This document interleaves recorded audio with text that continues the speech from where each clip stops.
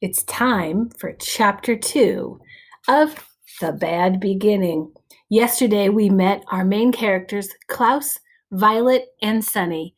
Today, we're going to find out what happens next in their adventures. Here we go.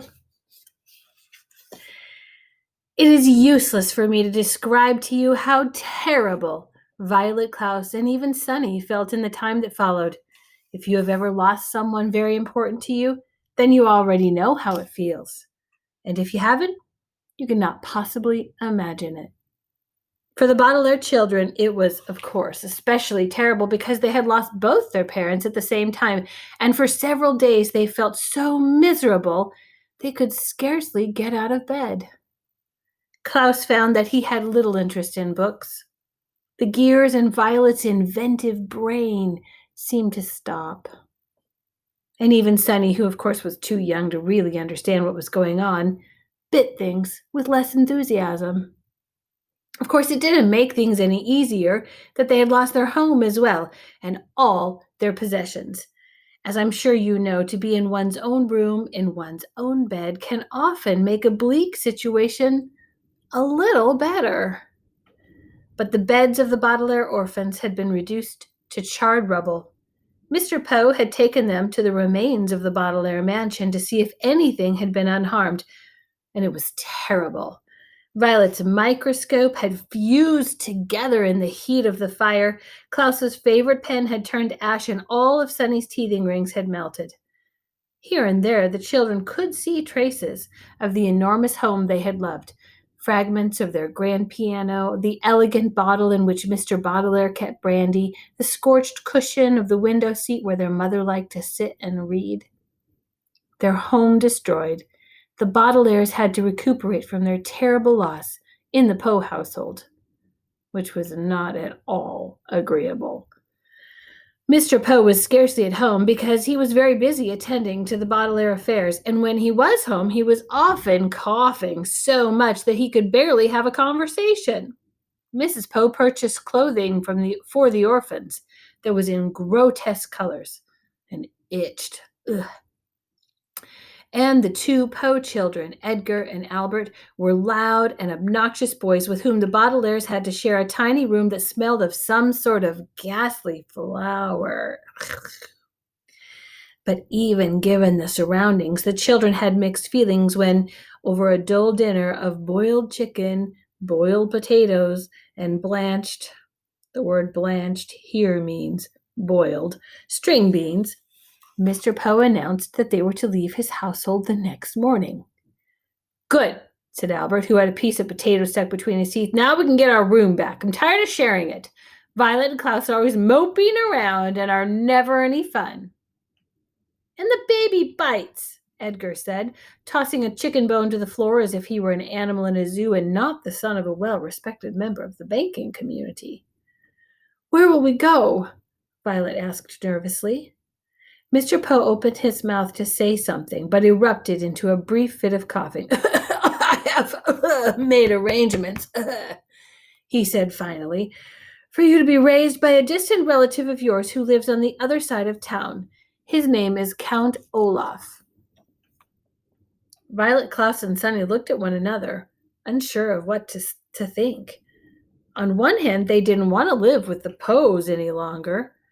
On the other hand, they had never heard of Count Olaf and didn't know what he would be like. Your parents' will, Mr. Poe said, instructs that you be raised in the most convenient way possible. Here in the city, you'll be used to your surroundings, and this Count Olaf is the only relative who lives within the urban limits. Klaus thought this over for a minute as he swallowed a chewy bit of bean. But our parents never mentioned Count Olaf to us. Just how is he related to us exactly? Mr. Poe sighed and looked down at Sunny, who was biting a fork and listening closely. He is either a third cousin 4 times removed or a fourth cousin 3 times removed.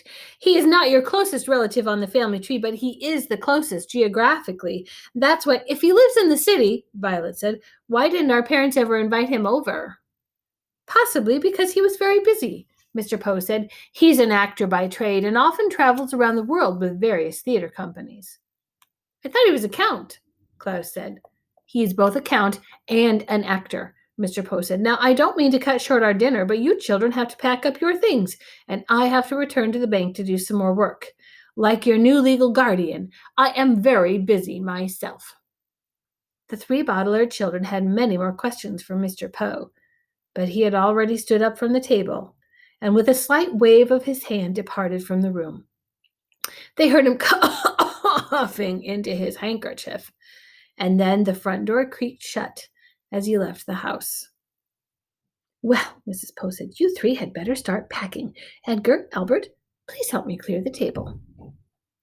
The Baudelaire orphans went to the bedroom and glumly packed their few belongings.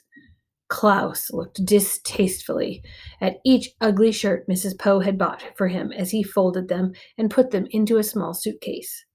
Violet looked around the cramped, smelly room in which they had been living, and Sunny crawled around solemnly biting each of Edgar and Albert's shoes, leaving small teeth mark in each one so she would not be forgotten. From time to time, the Baudelaire children looked at one another, but with their future such a mystery, they could think of nothing to say. At bedtime, they tossed and turned all night, scarcely getting any sleep between the loud snoring of Edgar and Albert and their own worried thoughts. Finally, Mr. Poe knocked on the door and stuck his head into the bedroom. Rise and shine, Baudelaires, he said. It's time for you to go to Count Olaf's. Violet looked around the crowded bedroom, and even though she didn't like it, she felt very nervous about leaving. Do we have to go right this minute? She asked. Mr. Poe opened his mouth to speak, but had to cough a few times before he began. Yes, you do. I'm dropping you off on my way to the bank, so we need to leave as soon as possible. Please get out of bed and get dressed, he said briskly. The word briskly here means quickly, so as to get the Baudelaire children to leave the house. The Baudelaire children left the house. Mr. Poe's automobile rumbled along the cobblestone streets of the city toward the neighborhood where Count Olaf lived. They passed horse-drawn carriages and motorcycles along Doldrum Drive. They passed the Fickle Fountain, an elaborately carved monument that occasionally spat out water in which young children played. They passed an enormous pile of dirt where the Royal Gardens once stood. Before too long, Mr. Poe drove his car down a narrow alley lined with houses made of pale brick and stopped halfway down the block. Here we are, Mr. Poe said in a voice undoubtedly meant to be cheerful. Your new home. The Baudelaire children looked out and saw the prettiest house on the block. The bricks had been cleaned very well, and through the wide and open windows one could see an assortment of well-groomed plants. Standing in the doorway with her hand on the shiny brass doorknob was an older woman, smartly dressed, who was smiling at the children. In one hand she carried a flower pot. Hello there, she called out. You must be the children Count Olaf is adopting. Violet opened the door of the automobile and got out to shake the woman's hand. It felt firm and warm, and for the first time in a long while, Violet felt as if her life and the lives of her siblings might turn out well after all. Yes, she said. Yes, we are. I am Violet Baudelaire, and this is my brother Klaus and my sister Sunny. And this is Mr. Poe, who has been arranging things for us since the death of our parents. Yes, I heard about the accident, the woman said, as everyone said, how do you do? I am Justice Strauss. That's an unusual first name, Klaus remarked. It is my title, she explained, not my first name. I serve as a judge on the High Court. How fascinating, Violet said. And are you married to Count Olaf? Oh, goodness me, no, Justice Strauss said. I don't actually know him that well. He's my next-door neighbor. The children looked from the well-scrubbed house of Justice Strauss to the dilapidated one next door. The bricks were stained with soot and grime. There were only 2 small windows, which were closed with the shades drawn even though it was a nice day. Rising above the windows was a tall and dirty tower that tilted slightly to the left. The front door needed to be repainted, and carved in the middle of it was an image of an eye. Ooh. The entire building sagged to the side like a crooked tooth.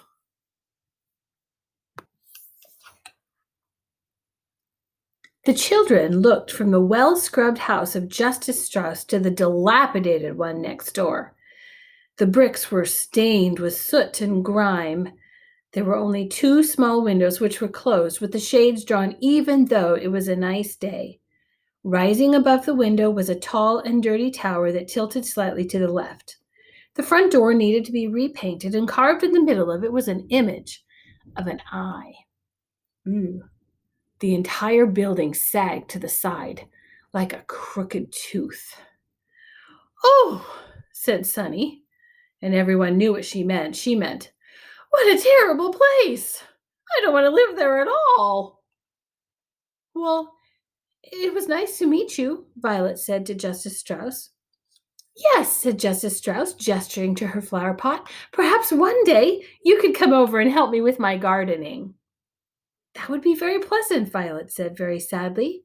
It would of course be very pleasant to help Justice Strauss with her gardening, but Violet could not help thinking that it would be far more pleasant to live in Justice Strauss's house instead of Count Olaf's.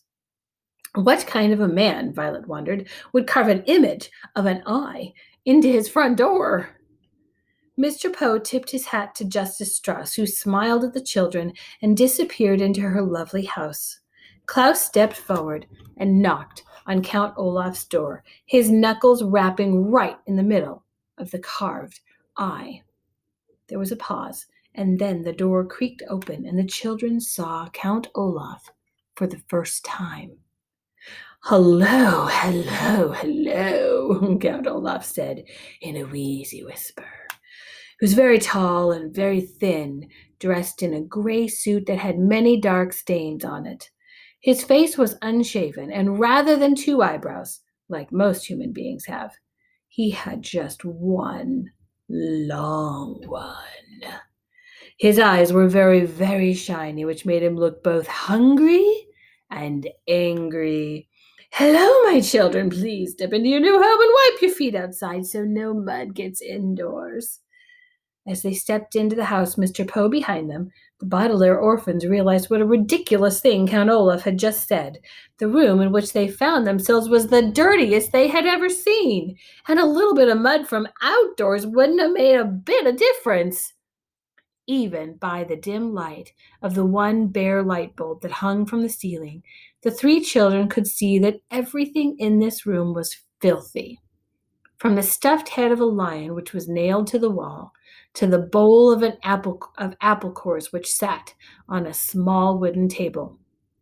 Klaus willed himself not to cry as he looked around. "This room looks like it needs a little work," Mr. Poe said, peering around in the gloom.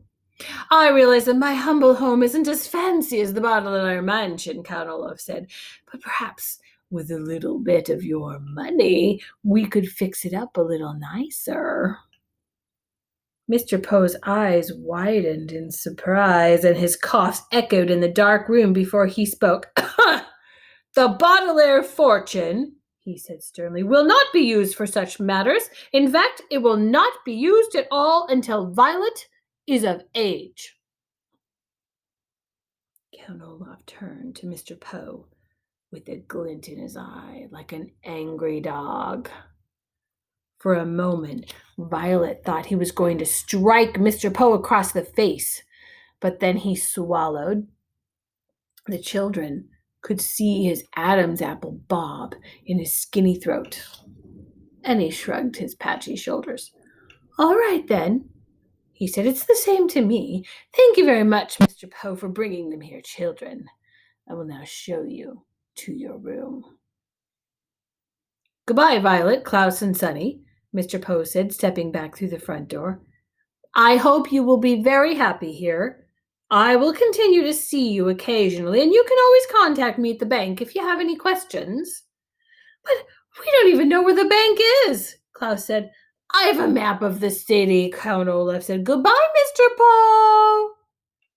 He leaned forward to shut the door, and the Baudelaire orphans were too overcome with despair to get a last glimpse of Mr. Poe. They now wished they could all stay at the Poe household, even though it smelled. Rather than looking at the door, then, the orphans looked down and saw that although Count Olaf was wearing shoes, he wasn't wearing any socks. They could see in the space of pale skin between his tattered trouser cuff and his black shoe that Count Olaf had an image of an eye tattooed on his ankle, matching the eye on his front door. They wondered how many other eyes were in Count Olaf's house and whether, for the rest of their lives, they would always feel as though Count Olaf were watching them, even when he wasn't nearby. This seems a little creepy. The author, Lemony Snicket, has done a fantastic job of describing the characters and what they look like and what they feel like and how their emotions are, and also the scene, the setting, where this is taking place in Count Olaf's house. I hope you, as a good reader, built a really good visual image, that movie in your mind of what Violet, Klaus, and Sunny look like, and especially of what Count Olaf looked like, and what their new home looks like. If you didn't, feel free to rewind the video and listen again, and this time really make that great mental image. I can't wait to hear what you're thinking, and tell me in your lit letter. Chapter 3 tomorrow.